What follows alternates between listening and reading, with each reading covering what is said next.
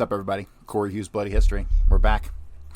So today we're going to wrap up this file, this interview of Loran Hall by Jim Garrison. And tomorrow we shall move on to Harold Weisberg's interview of Loran Hall. It's long, 150 pages, something like that. So hopefully there's some good stuff in there. So we're just going to pick up right where we left off. We're going to pick up here, page 38 of 51. Jim asks, do we have volume 17 around, the typical NSRP reference? They come up all the time. You might look at 566 in volume 17, NSRP pops up all over, not just in California. That was the NSRP that had the tape. They got more than just a few pages out of that.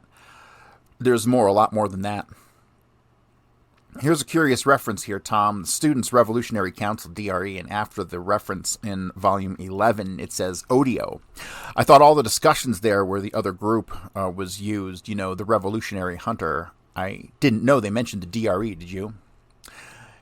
Is that in reference to her testimony? I don't know. It says Odio. The DRE is interesting because of Bernier and the CIA, and it says Odio here. Volume 11, 373. Texas Import-Export. Morris Tannerhill. Ever hear of him? And Hall says no.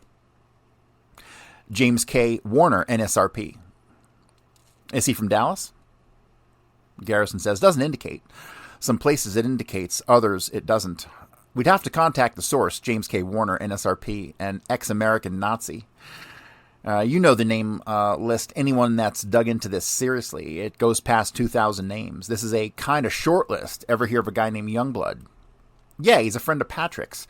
If it's the same one in San Francisco, I remember him mentioning something about Youngblood. I think we were at Jose Norman's house in Los Angeles, and if I'm not mistaken, Youngblood had been to Patrick's camp or something now in the Keys, and I'm almost positive in 63 when we were in Los Angeles before we went to Miami together, that Youngblood was in San Francisco. What connotation do you have of Youngblood? An adventurer? Yeah, this is what I'd gather. No, it wasn't Jose Norman's house, by God. We went to a fellow's house. Christ, I think he worked for a radio station or a newspaper. He sold advertising or something like that for this radio or television show or something. He sold advertisement. Patrick and him were talking about Youngblood. Did you see him? Youngblood? Yes. No, the only thing I know is that they were talking about, and as I recall, Youngblood had been with Patrick down in the Keys for maybe a month or so. As I recall, this is what it was. Here's a summary of some of the vehicles that came up here in the Dallas radio reports on the 22nd. A red 63 Impala with Georgia plates. Let me know if any of these sound familiar. A 57 green and white Ford, white Pontiac station wagon. Then we've got the Rambler. Any of those sound familiar besides the Rambler? All right, let me pause right here for a second because let's see what he's talking about. A red 63 Impala with Georgia plates, okay? Who was in Miami and made their way to Dallas, obviously via Atlanta, to borrow a red 63 Impala?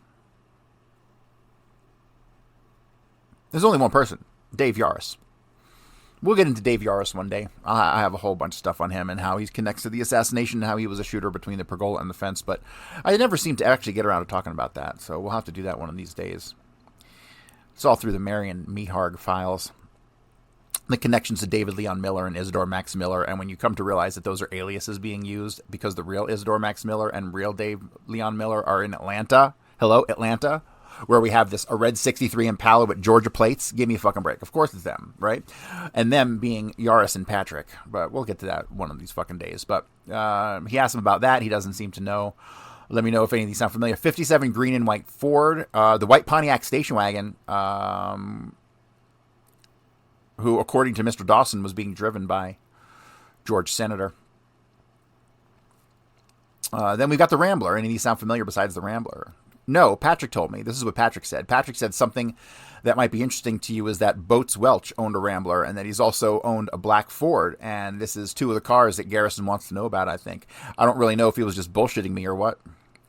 I think he was bullshitting you. Is that Wally Welch? Yeah. I just don't figure Wally Welch. I don't figure him for shit like this. Does this look familiar? I don't know of anybody that had a truck in Dallas. I guess he showed him a picture of the green pickup truck. And I assume that's where it's taken. The only car that I really know is the one that Wally Yates owned. And as I recall, that was a Buick. I think it was a Buick. What about Eugenio Cisneros? Does that name sound familiar? No. Jack Youngblood is the one I had in mind. He was kind of an adventurer. He wrote a book called The Devil to Pay. I think that's what it says, The Devil to Pay. That's him. That's the same one. Patrick mentioned him? Yeah. And you say he was in Miami at one time. I'm almost positive that this is what it was, because Patrick asked this guy where Youngblood at now, and he said he's in San Francisco, and he said, what's he doing? And he said he was either writing this book or the book was just being published. Ever hear of Bruce Ray Carlin? No. So Bruce Ray Carlin is hooked up with Little Lynn. That's Little Lynn's man. In Dallas, what does he do? He was a messenger. He's a drifter, really. He doesn't have an occupation, but he was running messages at the time of the assassination, driving all night to New Orleans and driving all night back to Dallas. How about Frank Ferrero? Is he from Dallas? No, he's from New York, arrested in connection with the Minutemen that had planned to attack some left-wing groups in New York. I didn't know him. Ever hear of Robert Aller, Ahler? No. What about any of the names that have come up of our investigation, like Guy Bannister? No. David Ferry or any of those? No, I didn't. The closest connection I had was Billings told me that he had just talked with Larry Laborde since July of last year, since Mike Acopa, A-C-O-P-A, came out and did that tape of me. And he said Larry Laborde distinctly recalls Howard Davis coming from Miami to New Orleans, and that they were together and that Davis called Ferry on the phone. This is the only thing I know of. Okay, so now we have a direct connection between David Ferry and Howard Davis. That's really fucking interesting. That connects David Ferry directly to the No Name Key guys in lieu of the normal connections, right? Through Howard and these guys in Interpen. How about Andre Angelis? The name doesn't mean anything to me. By the way, I told you I'd get a copy of that Ate-A-Lot suite against Bradley. Did you want that? This goes in where the guy says Gene Bradley is a deviant, and like Bradley goes around screwing all the different women or switching partners and all this jazz. We don't care about that. I just wanted, it's kind of off the trail for us. Ever hear of Jim Braden? From Los Angeles. Hall says, I think I have. I'm supposedly an oil man. The name is real familiar. Garrison says, let me tell you about Jim Braden. Jim Braden is one of these people. I don't know if you'd say he was arrested. He was detained at the scene of the assassination because he just ran upstairs and made a phone call in the Daltex building. And when he was asked to produce his credentials, it turned out he was from Los Angeles, oil man Jim Braden, and they turned him loose with no more than that. So we checked out the address they gave for him, and the address does not exist. Apparently he showed credentials if they didn't change his name. Jim Braden is of interest because he was there on the scene. There are a number of men like that pop up, but Jim Braden is an interesting guy. An oil man from L.A., he's at the scene of the assassination, and he can't explain why he's there. He just arrived about 2 days before, and he's staying at the Cabana and leaves immediately afterwards. If he has any connection with that group, it would be pretty interesting. The first call Ruby made after the assassination was to Los Angeles. Very important notion by Jim Garrison. The first call Ruby made was to who? Al Gruber in Los Angeles. What's Jerry Patrick Hemming doing now? He works for the city, laying water pipe or gasoline or something. Seems like he's lost some of his contacts. Is he still sort of investigating the assassination? Yes. Here's Charles J. Hirsch's address. It's 12200 Wixon, North Hollywood. The only significance is that he's one of the people Ruby called. You can't give that too much significance because they've eliminated some of his calls and they're still secret. Here's the thing. Maybe Hirsch is a friend of Bradley or something, which they might not know. Did you know there's a New Orleans man in Ralph Paul's possession of names, Norman Rogers? We should check him out. Ralph Paul is called continuously by Ruby in the final days. Magnolia State Builders. Ever hear of that, Lewis? Okay, so Ralph Paul's real name is Ralph Paul John. His last name is John. Weird, huh? But that's true. Ralph Paul John. Google it and you'll see that. Yeah, right down here besides Broad Street, they were in that Impresto case. Garrison then says, we've got to make a note to check out Norman Rogers sometime. Ralph Paul has his name. Ever hear of a guy named Lee Osborne in Whittier? 5 will get you 10. I've met him if he lives in Whittier.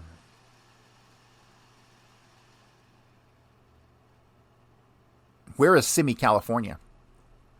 That's not too far from LA. Then Garrison says, Ronald D. McGid, M-A-G-I-D, lives there. He's a nephew of Jack Ruby. He's Jack Ruby's nephew. Ruby's always calling people in California. Los Angeles is all over the place. We'll get out of the California. I'll get your address. There are probably quite a few I just passed over. I'll send them to you.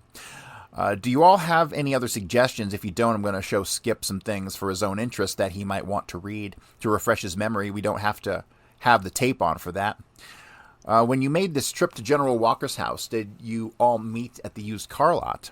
No, as I recall, I don't remember where in the hell we met. We could have met in front of it. I don't remember. I honest to God don't remember. I do know that we met him someplace. Who was at that meeting? Patrick, myself, and this Warren, that's Warren Reynolds, is where we met him. As I recall, we set like a time, 9:30 or 10 in the morning, and he said, well, we'll meet there at 1 o'clock, for example. And so Patrick and myself left, and Boats Welch wanted to meet Walker also. So we took Boats Welch and his wife in his car because I had the back seat of my car out, as I recall, or else we took my car. I don't know which it was. Anyway, we drove to his house, and we met this Reynolds out in front of the house, and we went up, and Reynolds knocked on the door, and I think it was Duffy, the one who opened the door, and let us right on in. General Walker was sitting in the other room. What was the meeting about? About the only thing that was discussed was Reynolds, as I recalled, introduced Patrick as the fellow who was just arrested down in No Name Key for training Cubans, and that he'd been in the Marine Corps, and that he wants to get up an organization and wanted to meet you. So this is what it evolved around. Walker then started talking about this woman that was on a newspaper over in Europe, someplace that put all this crap on his, so he says, and he started talking about Mississippi or Alabama, wherever they had this thing where he was arrested at. He talked a little bit about that, like I really didn't go down with a gun and incite all this. Then they talked about this organization that Patrick wanted to get started, and he gave Walker a copy of the SOPs and all this, standard operating procedures of the organization. Interpen, I think is what the name of it was, or something like this, and they talked about Vietnam, and they talked like if Patrick is going to get this thing going, he's going to have to do it in some other country because the government won't let him get this organization started, and this was about it. Did he mention to Patrick that he'd been shot at? As I recall, he didn't mention a damn thing about it. In fact, I'm almost positive he didn't. When was this you were there? This would have been around January of 63. What did Reynolds look like? Okay, so he's saying here January 63, but we know for a fact that he met General Walker with Jerry Hemming in March of 63, not January. So he's probably just mistaken here. What did Reynolds look like? I would say he was stocky, probably shorter than me, probably somewhere around 5'8", and he was probably, well, I wouldn't even want to say his age, probably somewhere I would say he's close to 30 or something like that. This was in 63, and he wore a suit. Were you ever in his office or on the used car lot? No, as I recall, he either worked in an Oldsmobile or a Ford place. That's all I can remember. How many meetings did you have with Warren Reynolds? Just one. Was Hemming there? Yeah, Hemming and myself and this Warren, this Reynolds, or whatever his name is. Did Hemming say anything about Reynolds after the meeting with Reynolds? About what his connection with Walker was? No, because the connection to Reynolds came through Morris. And like Patrick didn't know Reynolds. So their connection, they get to town, they go meet with Robert Morris, who's a lawyer. And he refers them to Warren Reynolds. And then Warren Reynolds takes them to meet with General Walker. It comes out in the testimony somewhere that Warren Reynolds and General Walker did know each other. In Warren Reynolds' testimony, he admits to talking to the general 5 or 6 times, and they said, what did you discuss? And he said, I'd rather not say. And the Warren Commission says, oh, excuse us? What about Joseph Moore? That name doesn't mean a thing to me. He's about 5'10", maybe a little shorter, blonde hair, ex-Marine. Dallas? No, New Orleans, Miami, California. You got a picture of him? No, in stature, he would be something similar to Oswald. Okay, so let me pause real quick. Okay, so this is the deal with Joseph Moore. Joseph Moore is the name that was used at the Bolton Ford dealership when they went to go get some Jeeps, or quote for some Jeeps, right?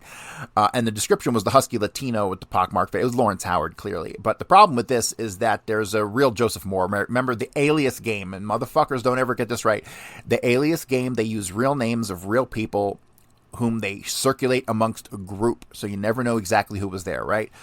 But Joseph Moore appears to have been a real person who was blonde, who was about Oswald's build. However, that name had been appropriated at the time. Makes you wonder if they were setting up Joseph Moore in advance also, right? He says, the name doesn't mean a thing to me. And Garrison says he's about 5'10", maybe a little shorter, blonde hair, an ex-Marine.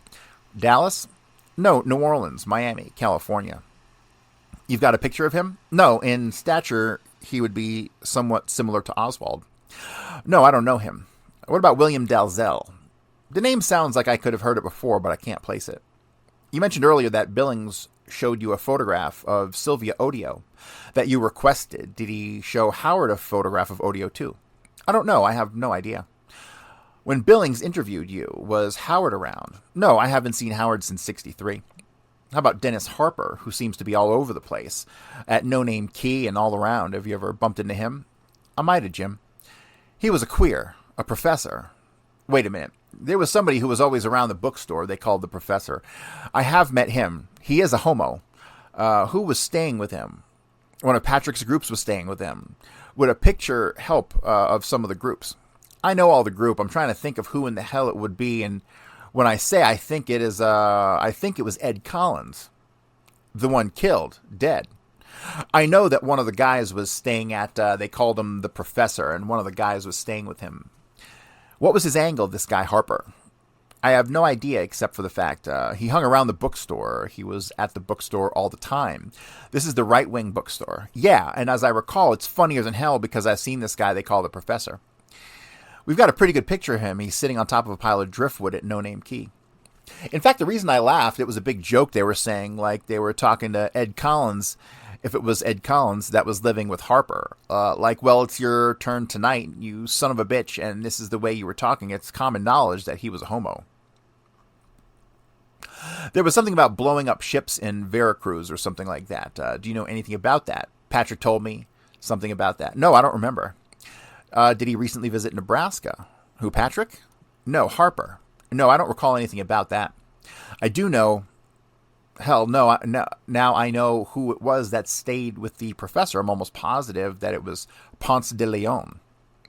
I don't remember his name. He's in the picture here. The little guy. The fact of the matter is he's from Louisiana. His mother was in prison in Cuba, and she got released in about April. She got released from prison in Cuba, and instead of coming to New Orleans, she went to Georgia. I think it was Atlanta, Georgia. Let me pick this one out for you. That's him. That's Ponce. How could you pick him out? Just the way he described him. In fact, I'll tell you where. That professor had a room rented in not a flunky dunk hotel, but a cheap hotel. It would be on one of the main drags in the Cuban part of like Southwest or something, some damn street down there. And then Garrison asks, who do you think this is, Clinton Hampton? And Hall says, no, I don't know. His hair's too dark for Seymour, isn't it? That's who I think it is, but like I say, I don't know. This is Steve Wilson. That's Ponce de Leon. That's Patrick. That's Howard. That's Davis. That's Garman. That's Hargraves. That might be Seymour, but I do know that they said Seymour's picture was in here because I remember they had an exact picture of this when I got to Florida. This is at the police station on the Keys after they had been arrested and they were being released. How come you didn't make this photograph?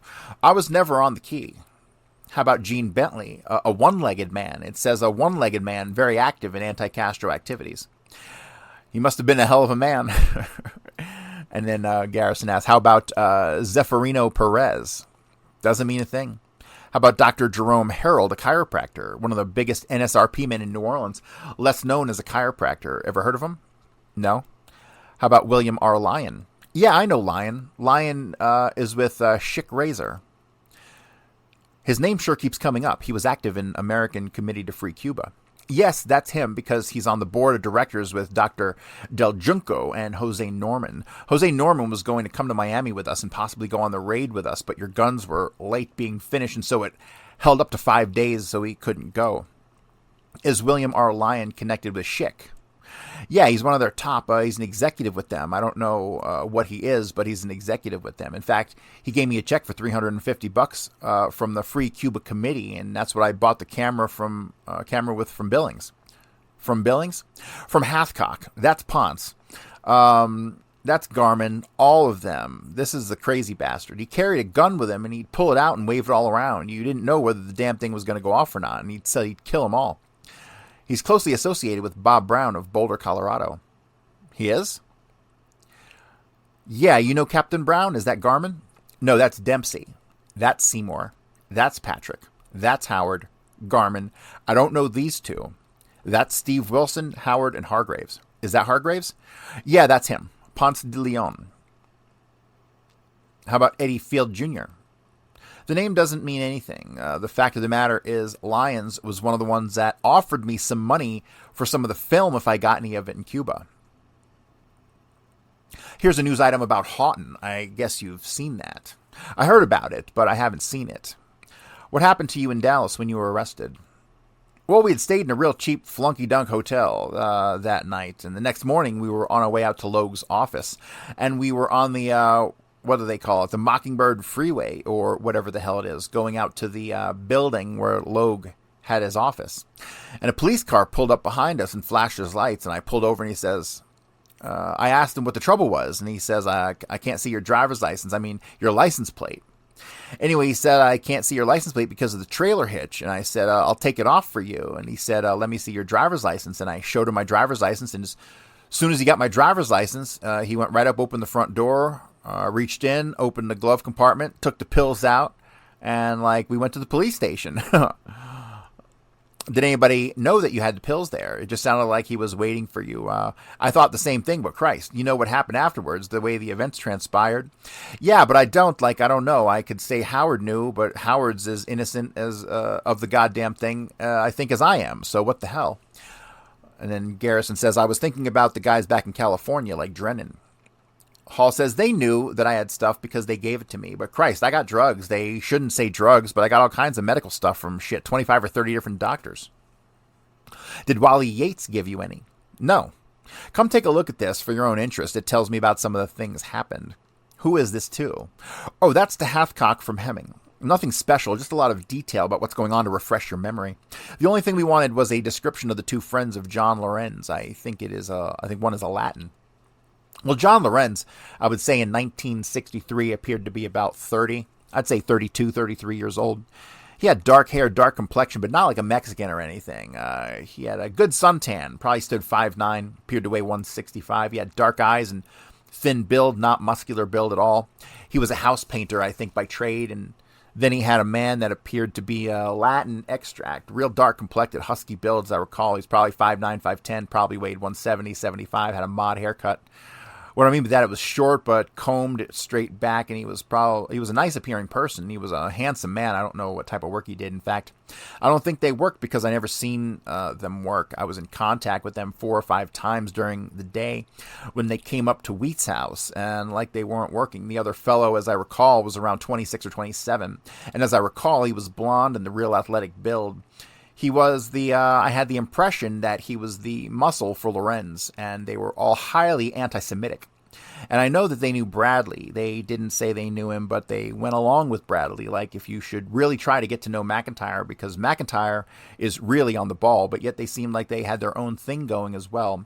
I don't know how to explain this. It's like they were associated with all these people, but they had something of their own going as well. I don't know what in the hell it was.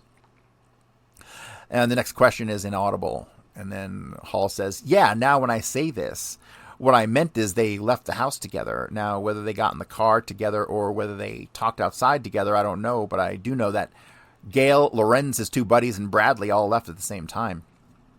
You say you can't remember any of the buddies' names, and you can't remember hearing maybe Lorenz refer to any of his buddies by nickname. I can't remember. I tried. I laid in that damn hospital and racked my brain trying to remember what their names were, and I can't recall their names. Did you happen to notice if the Latin-looking individual had any pockmarks on his face? I don't recall that he did have. It's like they wanted to know if he had a scar. I don't recall if he did have. It's quite possible that he did, but I don't recall that. What was his build? He wasn't as husky as, and then it says here, M-O. He wasn't built like that, but yet he had a good build on him. He looked like, probably worked out once in a while. Handball or something, in good physical shape, and around, I'd say 5'9" or somewhere around that, probably 170, 175. The type of haircut that you spoke about before, I think we talked about it last night. I don't think if I'm using the correct terminology, but around here, I heard that type of haircut, which is basically long on the sides and flat on the top, referred to as a Balboa cut. Is that the type you were referring to? No, I think what you're referring to is long sides and a flat top, right. as I recall, this is not the type of haircut that he had. As I recall, his hair was probably not over 2 inches long, something like that, and he had combed it back. In other words, it was evenly cut all around his head. Right, and as I recall, that's what it was. William Garland, who do you remember? Do you remember any associate with him? I associate him with Bradley. Not with Bradley, but with Renuzzi. I associated him with Gale and Dr. Drennan. This is a matter of public record out in California. He had a chicken farm out there in San Fernando Valley. He took a fall for having explosives and automatic weapons on him, his property, and Russell got a complete rundown on him. When was he killed? The 4th of last month. He was in a pickup out on, I think it was Santa Ana Freeway, and there was no cars around or nothing, and no witnesses to it at all or nothing. He flipped over, fell out of the car, and split his skull open. He didn't even hit another car? No. I asked Russell if I could go out and take a look at the car, and he said I've already done that because I thought there might be some foul play. And I said that about the steering mechanism because Sunday my car had its steering mechanism go out on it. And he said check the whole car over, and they couldn't find a thing. Let me ask you about Watley first. Do you know anything? Dick Watley is the title which the Bureau has on their memo about seeing Hathcock about your arrival. It says Dick Watley, 3315 Northwest 18th Terrace, Miami, Florida. The reason we're interested in it is we find that Watley now lives. There's an apparent Richard Watley living in Baton Rouge now, apparently the same person. How does he come up? Do you know? I have no idea whatsoever. The only thing that I remember about the name Watley is that Robert K. Brown makes a report to the FBI telling all the details of this meeting with Drennan, like wanting to get rid of Kennedy and all this, and at the top of the sheet was the name, I think, R.D. or something Watley, and that's all I can remember. The first time I met Howard Davis was on the first day. We got into Miami with Patrick, and he went to Davis's house. What year would this be? This would have been in January of 63. Davis, at the time, had a burr cut, a flat, a burr cut. How tall are you? Garrison says, 5'10", 5'9.5". He goes, no. Garrison says, I thought it was. He goes, no, I'm 5'10.5". All right, so now we have confirmation on Loran Hall's actual height, 5'10.5". And Garrison says 5'9". And then Hall says, well, I would say that Davis was probably 5'8.5", 5'9", probably weighed 185. He was sort of round-faced. I guess, and I'd say he was probably 30 or 31 years old. He was married to a Cuban woman, as I recall. He did not work. And it was my impression that he hadn't worked for quite a few months. He was one of the leaders of Patrick's group, and they did a lot of talking together, but it was mostly private. They'd go over to the side and talk, which was fine with me, because, I wasn't part of their organization, but it was always seemed to me that Patrick took not orders, but that Davis would recommend something, and this is what Patrick did. What color hair did he have? I would say it would be a light brown, between a blonde and a light brown. I would say ruddy, fair, ruddy complexion. I knew that he was at least, he stated that he was a pilot for Cuba, for Castro or Raul, I think it was, and I never met him in Cuba, but this is what he referred to me. He told me that he had been over there, and Patrick had said the same thing. And I know that he was a pilot, and I know he also flew the plane with Patrick and Steve Wilson when they went to look for Alexander Rourke when he came up missing. They left, as I recall, Miami sometime around November 5th or 6th of 63 looking for Rourke. Did he take part in the Bay of Pigs? I don't know. Is that the only time that you met him? No, I met him 7 or 8 times with Patrick, and every time they had anything to say, they'd always get out on the side and talk the thing out. Is that about the significant part of what you can remember?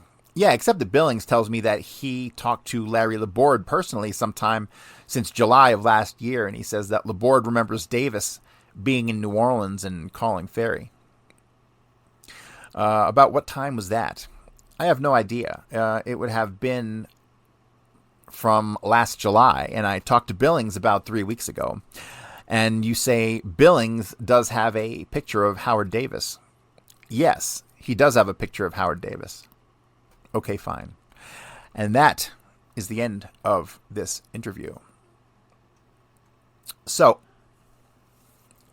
I titled this The Long Lost Interview of Loran Hall because this, again, is another one of these interviews that's buried in the Harold Weisberg archives.